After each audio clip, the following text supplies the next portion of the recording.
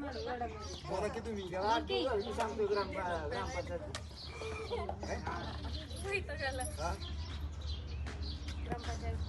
ग्रामपंचायत पडवी काय ग्रामसेवकाची फोन केलता ग्रामसेवक म्हणलं मी हे येते निवडणुकीला काय येतो म्हणाल ते आलेच नाही फोन करतो फोन उचलत नाही इकडे पाण्याची पंचायत झाली सगळीच प्यायला पाणी नाही 15 दिवस झालं हा बोला की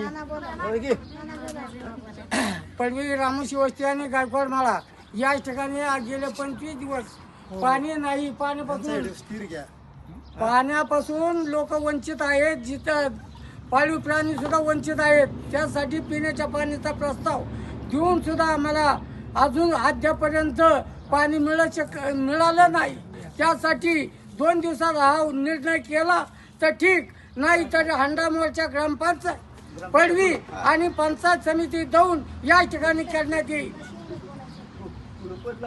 आज पडवी ग्रामपंचायत वार्ड क्रमांक 1 रामोशी वस्ती गायकवाडमाळा या ठिकाणी पाण्याची दरवर्षी पाणी टंचाई होत आहे. या टंचाईसाठी शासनाने गेल्या वर्षी जे टँकर दिला होता, तर आज आम्ही सर्वे करताना विहिरीमध्ये पाण्याची पातळी खोलवर गेलेली आहे. आज समोर पाहता तर वार्ड क्रमांक 1 रामोशी वस्ती गायकवाड वस्ती या लहान मुलं या पाण्यासाठी आज उन्हामध्ये त्या नळ कोंडाळ्यासाठी पाण्यासाठी त्याची वाट पाहत आहेत. परंतु त्या विहिरीमध्ये आडात असेल तर भोवऱ्यामध्ये पाणी येईल अशी ही अवस्था झालेली आहे.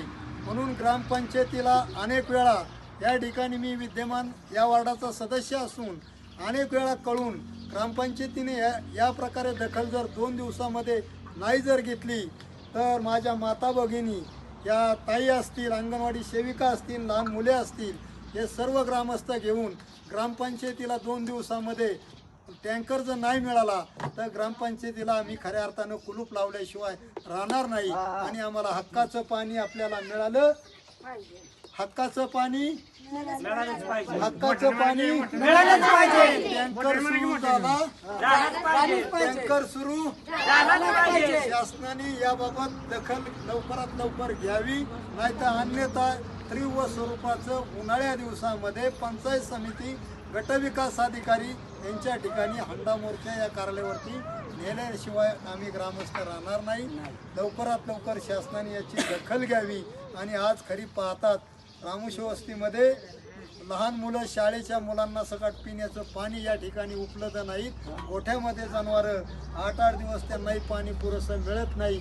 शासनाने याबाबत लवकरात लवकर निर्णय घ्यावा, अन्यथा जर होणाऱ्या परिणामास, या पाणी टंचाईच्या होणाऱ्या परिणामास पंचायत समिती, गटविकास अधिकारी आणि ग्रामसेवक हे जबाबदार.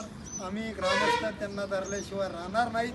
म्हणून शासनाने लवकरात लवकर 2 दिवसात टँकरची सुविधाची मागणी आम्ही करत आहोत. आम्हाला हक्काचं पाणी टँकर आपल्याला